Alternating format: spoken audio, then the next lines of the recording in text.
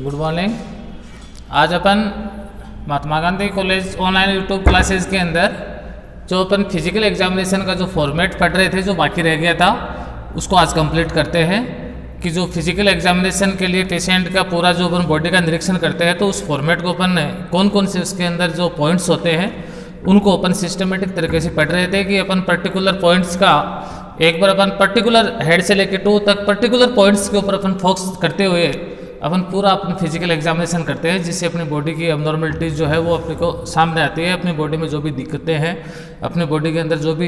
जो अपने जो डिफॉर्मिटी होती है, वो आपको अपने को पता चलती है। तो अपन ने जो फिजिकल एग्जामिनेशन फॉर्मेट के अंदर जो नेक तक अपन ने पढ़ लिया था कि नेक तक अपन फिजिकल एग्जामिनेशन हेड से लेकर नेक तक आपका अपना कंप्लीट हो गया था। अब आज है throat and neck. Throat and neck के अंदर देखो, इनलार्ज टॉन्सिल, रेडनेस, अपने जो गले के अंदर जो अपने कोई दिक्कत होती है, जैसे कई बार अपने गले में सूजन आ जाती है, गले निगलने खाना निगलने में दिक्कत होती है, तो वो कोई न कोई कारण से होती है।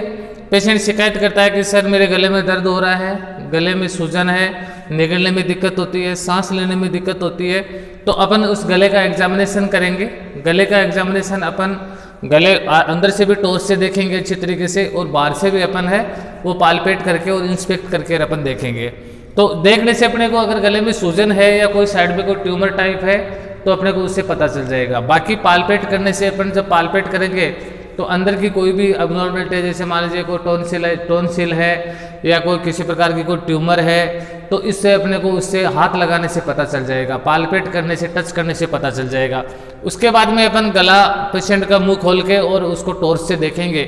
अंदर अगर कोई अल्सरेशन है गले में या कोई टॉन्सिलाइटेशन है तो उससे इन्फ्लामेशन है तो उसको पता चल जाएगा, या कोई फॉरेन बॉडी अपने गले में अटकी हुई है तो उससे उसका पता चल जाएगा। कहने का मतलब कि अपने जो टॉन्सिल्स हैं, अपने जो लिम्फ ग्लैंड है, उसका अपन जो है वो गले से एग्जामिनेशन करते हैं।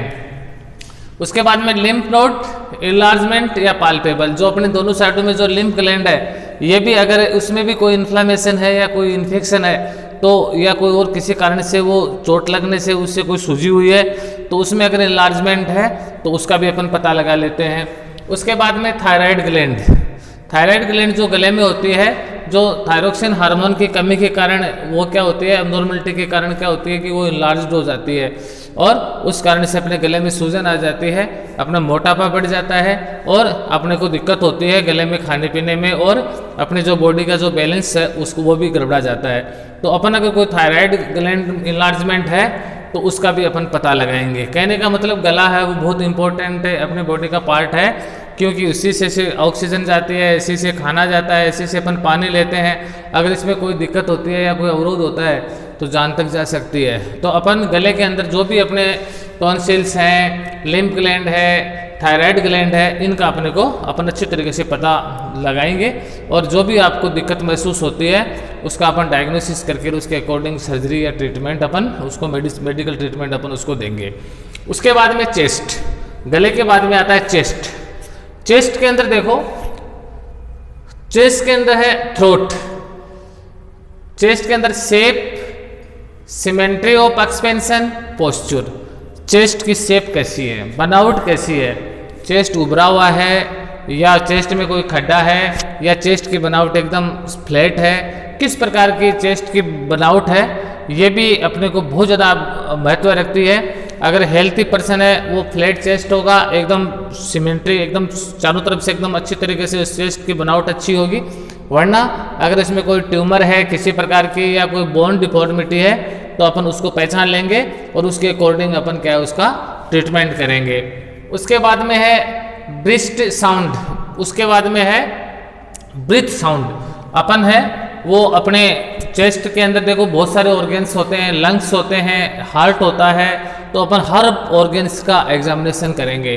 पहली बात तो चेस्ट की साइज और शेप को अपन चेक करेंगे, चेस्ट को अपन टेप से मेजरमेंट करेंगे कि चेस्ट अगर अपने को इलाज लग रहा है तो एक तो देखो चेस्ट वैसे बॉडी बिल्डर का इलाज होता है, फिटनेस होती है वो तो अच्छी है, लेकिन अगर कोई ऐसी एबनॉर्मलिटी दिखाई देती है किसी पर्टिकुलर एरिया में, एक साइड से चेस्ट है वो उभरा हुआ है या चेस्ट में खड्डा है, तो अपन उस चीज़ का जरूर एग्जामिनेशन करेंगे, क्योंकि वो एक प्रकार की डिफॉर्मिटी है और वो डिफॉर्मिटी किसी न किसी को कारणवश होती है, तो अपन चेस्ट की जो साइज़ और शेप है वो चेक करेंगे। उसके बाद में अपने जो इंटरनल जो ऑर्गन्स हैं,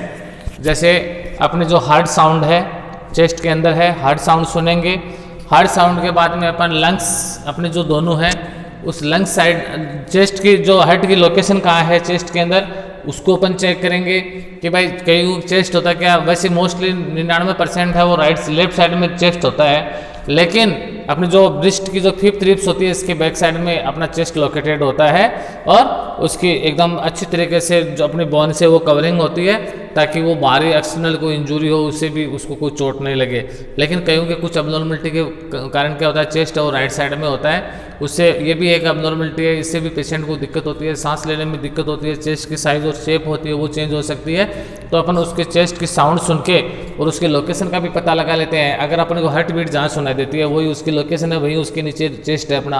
तो उसको देखते हैं। फिर हार्ट बीट कितनी चल रही है वो देखते हैं। उसके बाद में चेस्ट में कोई दिक्कत है तो वो पेशेंट से पूछ कर उसका एग्जामिनेशन करते हैं। फिर अपन लंग्स है, स्टेथोस्कोप के द्वारा अपन लंग्स की आवाज़ सुनते हैं, जिसमें वीजिंग की आवाज़ आती है, साई साई की आवाज़ आती है ना, क्रिपिटेशन आता है। ये अलग अलग प्रकार की जो लंग्स की साउंड होती हैं वो अपने जो रेस्पिरेटरी दिक्कत होती है या जो अस्थमेटिक पेशेंट होते हैं या जो कॉमन कोल्ड जुकाम के पेशेंट होते हैं उसमें कफ जमा हुआ है, टीबी के पेशेंट होते हैं उसकी आवाज़ अलग आती है। वो सभी अपन जो है वो स्टेथोस्कोप से लंग्स की आवाज़ पहचान के और उसका अपन डायग्नोसिस करते हैं। तो अपन breast sound, breath sound, heart sound, उसके बाद में ब्रिस्ट अपने जो मेल और फीमेल, तो मोस्टली फीमेल के जो ब्रिस्ट कैंसर होने की संभावना होती है, जैसे ब्रिस्ट में ट्यूमर टाइप बन गई, जो अपने लिम्फ ग्लैंड है वो इनलार्जमेंट हो गई, तो उससे क्या होता है कि ब्रिस्ट में दर्द होने लग जाता है, ब्रिस्ट इनलार्ज हो जाते हैं। तो उसको अपन अर्ली स्टेज में ही अपन है वो सेल्फ एग्जामिनेशन से अपन उसका पता लगा सकते हैं। तो उसमें ब्रिस्ट में जैसे ब्रिस्ट की साइज़ और शेप कैसी है, ब्रिस्ट में कोई अगर कोई ट्यूमर है या उसमें कोई स्वेलिंग आ रखी है या उसमें पेन हो रहा है तो वो किस चीज़ का हो रहा है, अपन उसका पालपेट करके और इंस्पेक्ट करके अपन ब्रिस्ट की साइज़ शेप और उसकी जो भी अबनॉर्मलिटी है, कोई ट्यूमर है या उसमें किस प्रकार की दिक्कत है वो उसको अपन जरूर चेक करेंगे। तो उसमें इनलार्जमेंट लिम्फ जैसे कैंसर के पेशेंट होते हैं तो उसमें फिर क्या लिम्फ ग्लैंड जो होती है ना, तो लिम्फ नोड जो होती है वो इनलार्ज हो जाती है। ये जो लिम्फ ग्लैंड जो है ये इससे यहाँ से गुजरती हुई ब्रिस्ट से गुजरती हुई नीचे गुजरती है, तो इसमें जो लिम्फ नोड है वो इनलार्जमेंट हो जाती है। इसमें फिर पेशेंट को, महिला को दर्द होने लग जाता है, फिर अगर उसको टाइम रहते अपन इलाज नहीं करते हैं तो वो कैंसर का कारण बन सकता है। तो इस प्रकार से अपन है वो टाइम रहते ही उसका एग्जामिनेशन करके और उसका अर्ली डायग्नोसिस करते हैं। तो ब्रिस्ट का भी अपन फीमेल्स के अंदर मोस्टली है वो अच्छी तरीके से एग्जामिनेशन करते हैं। या जो फीडिंग करवाते हैं बच्चों को तो उसमें भी कई बार क्या होता है कि उसमें क्रैकिंग हो जाती है या जैसे बच्चा सही फीड नहीं ले पाता तो जो अपने ग्लैंड जो होती है दूध सेक्रेट करने वाली उसमें इनलार्जमेंट, वो क्या दूध रुक जाता है, उसके कारण क्या होता है कि उसमें दर्द होने लग जाता है। तो ये सारे एग्जामिनेशन अपन उसके करेंगे। उसके बाद में है एब्डोमेन पार्ट, चेस्ट का अपन ने अच्छी तरीके से एग्जामिनेशन कर लिया, उसकी साइज शेप देख ली, हार्ट की साउंड सुन ली, हार्ट की लोकेशन देख ली, लंग्स देख लिया, ये सब कुछ अपन चेक करेंगे। उसके बाद में है एब्डोमेन पार्ट। एब्डोमेन पार्ट जो है इसमें अपने इंटेस्टाइन, लीवर, स्प्लीन, बहुत सारी चीज़ें हैं वो एब्डोमेन पार्ट के अंदर लोकेटेड होती हैं। तो ये भी एक बहुत ही इम्पोर्टेंट अपनी बॉडी का पार्ट्स है जिसके अंदर अपनी मोस्टली इंटेस्टाइन है वो लोकेटेड होते हैं जहाँ पे खाने का डाइजेशन होता है। तो स्टोमक है, इंटेस्टाइन है, लीवर है, स्प्लीन है ना, अपना जो लोअर एब्डोमेन के अंदर अपना जो यूरिनरी ब्लैडर है, यूट्रस है, ये सब चीज़ें अपन उसको चेक करेंगे। तो उसमें देखो सबसे पहले चारों अपने जो एग्जामिनेशन करने की जो 4 टेक्निक है चारों को काम में लेंगे। ऑब्जर्वेशन, पाल्पेशन, परक्यूशन और एस्कल्टेशन, चारों चीज़ें एब्डोमेन एरिया में काम आएंगी। जैसे जैसे ऑब्जर्वेशन के अंदर तो स्किन रेसेज, एब्डोमेन की स्किन का कलर, एब्डोमेन की साइज़ और शेप वो कैसी है वो चेक करेंगे। स्कार, हर्निया, अगर एब्डोमेन में कोई जैसे मान लीजिए इंगुलेन हर्निया है तो उसमें उबार है, इंटेस्टाइन बाहर की साइड में अगर दिखाई देने लग जाती है तो वो हर्निया है या नहीं है, उबार है या नहीं है, उसको एसाइटिक अगर एब्डोमेन में पेरिटोनियम कैविटी में पानी बढ़ जाता है एसिडिक फ्लूइड ज़्यादा इकट्ठा होने से, तो एसाइटिक फ्लूइड बनने से एब्डोमेन इलार्जमेंट हो जाता है, या कोई किसी प्रकार की ट्यूमर है तो उस कारण से भी पेरिटोनियम कैविटी में, तो उस कारण से भी वो इलार्जमेंट हो जाता है, या फैटी पेशेंट है तो उसकी एब्डोमेन है वो किस प्रकार की है, साइज शेप, और उसको अपन इंस्पेक्ट करके और अच्छी तरीके से अपन उसको साइज और शेप को देखेंगे। उसके बाद में एस्कल्टेशन। एस्कल्टेशन है वो आवाज़ सुन के, इसके अंदर देखो बॉविल साउंड है, जैसे ऑपरेट पेशेंट होते हैं उसमें पेरिस्टेल्सिस मूवमेंट जो है वो क्रिएट होने के बाद में अपन पेशेंट को दूध चाह पानी देते हैं, तो जो एब्डोमेन साउंड जो है, या कोई एसाइटिक फ्लूइड बढ़ जाता है, पानी बढ़ जाता है अपने एब्डोमेन पार्ट में, तो उसकी किस प्रकार की आवाज़ आ रही है, गैस बढ़ जाती है तो कैसी आवाज़ आ रही है, हाथ के पेरिस्टेल्सिस मूवमेंट प्रॉपर चल रहे हैं या नहीं चल रहे, ये अपन स्टेथोस्कोप के द्वारा चेक करते हैं। उसके बाद में अगर प्रेग्नेंट महिला है तो उसकी अपन FHS फीटल हार्ट साउंड है वो अपन एब्डोमेन पार्ट से अपन जो फिटोस्कोपी होता है वो बच्चे की बैक साइड में लगा के अपन पहले उसका फिजिकल एग्जामिनेशन करके कि बैक साइड किस साइड में है उस साइड में लगा के अपन FHS फीटल हार्ट साउंड सुनते हैं, जिससे बच्चे की वेलबींग का पता चलता है। तो ये चीज़ अपन उसकी चेक करते हैं। उसके बाद में है पाल्पेशन। पाल्पेशन का मतलब होता है टच करके, साइज शेप चेक कर ली अपन स्टेथोस्कोप से, एस्कल्टेशन करके उसकी आवाज़ जितने भी प्रकार की बाउल साउंड है, FHS है, या कोई फ्लूइड की आवाज़ है, या कोई एयर भरी हुई है उसकी आवाज़ सुन के अपन उसका एब्नॉर्मलिटी का पता लगा लेते हैं। फिर उसको पाल्पेट करके टच करने से जैसे लीवर मार्जिन, लीवर का कई बार जैसे हेपेटाइटिस हो जाता है तो लीवर इनलार्जमेंट हो जाता है, या एल्कोहलिक पेशेंट होते हैं उसका लीवर इनलार्जमेंट हो जाता है, या लीवर कैंसर होता है तो उस कारण से उसका लीवर इन्फेक्टेड होके और वो इनलार्ज हो जाता है, तो अपन लीवर मार्जिन को अपन चेक करते हैं कि लीवर की साइज़ और शेप कैसी है या वो नॉर्मल है। Palpate of the spleen. Spleen जैसे मान लीजिए मलेरिया के पेशेंट होते हैं या कोई वायरल पेशेंट होते हैं तो उससे स्प्लीन इनलार्जमेंट हो जाती है, तो स्प्लीन को अपन चेक करते हैं। उसके बाद में tenderness at the area of the palpation of the appendix. फिर अपेंडिक्स है, कई बार अपेंडिक्स का पेन आ जाता है तो वहाँ पे अपेंडिक्स का पेन आने से उसमें टेंडरनेस आ जाती है, खिंचाव आ जाता है, स्वेलिंग आ जाती है, या टच करने से दर्द होता है। तो अपन इसको अच्छी तरीके से, अगर अपेंडिक्स का कोई पेन है अपेंडिक्स रीजन में राइट साइड में, तो अपन उसको ज़रूर चेक करते हैं कि वो टेंडरनेस है, दबाने से उसको दर्द कितना हो रहा है, तो ऑटोमेटिक अपना बिना किसी डायग्नोसिस के ही अपन उसका अपेंडिक्स का डायग्नोसिस कर सकते हैं। तो अपन ये जो है वो टच करके और लीवर मार्जिन, स्प्लीन, अपेंडिक्स या कोई हार्डनेस, ट्यूमर, उसका अपन टच करके उससे पता लगा सकते हैं। उसके बाद में है परक्यूशन के द्वारा, टेपिंग के द्वारा ऐसे परक्यूट करके, तो उसमें सिर्फ जब फ्लूइड भरा हुआ है या कोई गैस भरी हुई होती है तो उससे अपन ऐसे टेपिंग करते हैं तो अलग अलग आवाज़ आती है। अगर हार्डनेस है, कोई ट्यूमर है तो उसकी डब की ऐसे कठोर आवाज़ आएगी। अगर उसमें फ्लूइड भरा हुआ है, साइटिक फ्लूइड भरा हुआ है तो उसमें थोड़ी अलग आवाज़ आएगी, पानी भरी हुई सी आवाज़ आएगी। अगर हवा भरी है तो एकदम से साइलेंट आवाज़ आएगी उसकी। तो इस प्रकार से अपन है वो तीनों चीज़ें हैं वो एब्डोमेन की अपन है वो परक्यूट करके, टेपिंग करके अपन उसका पता लगा सकते हैं। उसके बाद में एक्सट्रेमिटीज़ हैं वो अपने हाथ पैर हैं।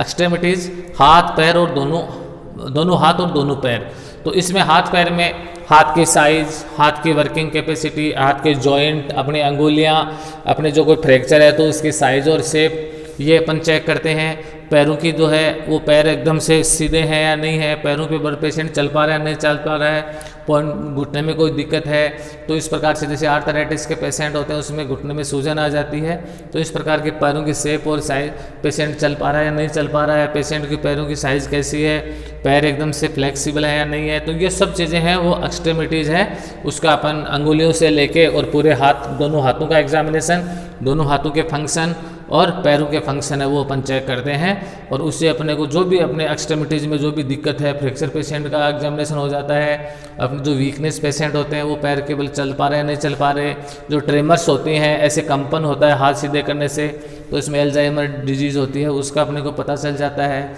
या कोई न्यूरोलॉजिकल डिफेक्ट होता है, या कोई पैरालिसिस पेशेंट होते हैं, इन चीज़ों का अपने को पता चल जाता है। तो अपन एक्सट्रीमिटीज़ का अपन अच्छी तरीके से एग्जामिनेशन करके और इस फॉर्मेट को अपन पूरा करते हैं। उसके बाद में है बैक, पीछे की साइड का। बैक साइड के अंदर देखो अपनी जो एक तो रीढ़ की जो हड्डी है, स्पाइनल कॉर्ड जो है, इसकी साइज और शेप अपन चेक करते हैं। स्पाइनो बाइफिडा रीढ़ के, कई बार क्या होता है कि जैसे न्यूरल ट्यूब डिफेक्ट होता है तो उसमें क्या होता है कि जो अपनी रीढ़ की हड्डी के अंदर जो CSF फ्लूइड भरा होता है वो झिल्ली बाहर की साइड में, जॉइंटों में से बाहर की साइड में आ जाती है और ट्यूमर टाइप बन जाती है पीछे की साइड में, जिसको अपन स्पाइनल बाइफिडा बोलते हैं, जो कंजेनिटल अबनॉर्मलिटी है। तो वो स्पाइनल बाइफिडा की जो अबनॉर्मलिटी है वो भी बहुत डेंजरस है। वो भी जो कंजेनिटल डिफेक्ट है या प्रेगनेंसी के टाइम में कोई भी फोलिक एसिड या उसकी कमी के कारण ऐसा होता है, तो वो चीज़ अपन उसके बच्चे के टाइम रहते चेक करते हैं, तो उसको सर्जरी से ठीक किया जा सकता है। बैक साइड में बेड शोर तो नहीं है पेशेंट के, स्किन का कलर, क्योंकि पेशेंट लेटा रहता है लंबे टाइम तक, तो उसको बेड शोर हो सकता है, उसकी स्किन का कलर चेंज हो सकता है, या उसके जो बैक साइड में कोई ट्यूमर या किसी प्रकार की कोई अबनॉर्मलिटी तो नहीं है। ये बैक साइड में मेनली बेड शोर, उसके हाइजनिंग कंडीशन, उसके कोई ट्यूमर या अपने जो स्पाइनल कॉर्ड है उसकी साइज और शेप, स्पाइनल बायोफिडा, ये सब चीज़ें बैक साइड से अपन उसको चेक कर लेते हैं। उसके बाद में है जेनेटल और रेक्टल पार्ट। लास्ट में अपन जो है वो जेनेटल एरिया है उसको अपन चेक करते हैं। उसमें मेल का मेल, फीमेल का फीमेल है, वो उसका एग्जामिनेशन करेगा। उसमें जैसे सेक्सुअल ट्रांसमिटेड डिजीज़ है, जेनेटल एरिया में जैसे कोई पाइल्स की दिक्कत है या कोई प्रोस्टेट की दिक्कत है, तो वो अपन जो है वो अपन गायनेकोलॉजिकल एग्जामिनेशंस हैं, वो सारे एग्जामिनेशंस अपन उसके जैसे स्पेशल तौर से जो सेक्सुअल ट्रांसमिटेड डिजीज़ है, जो हाइड्रोसील की प्रॉब्लम है,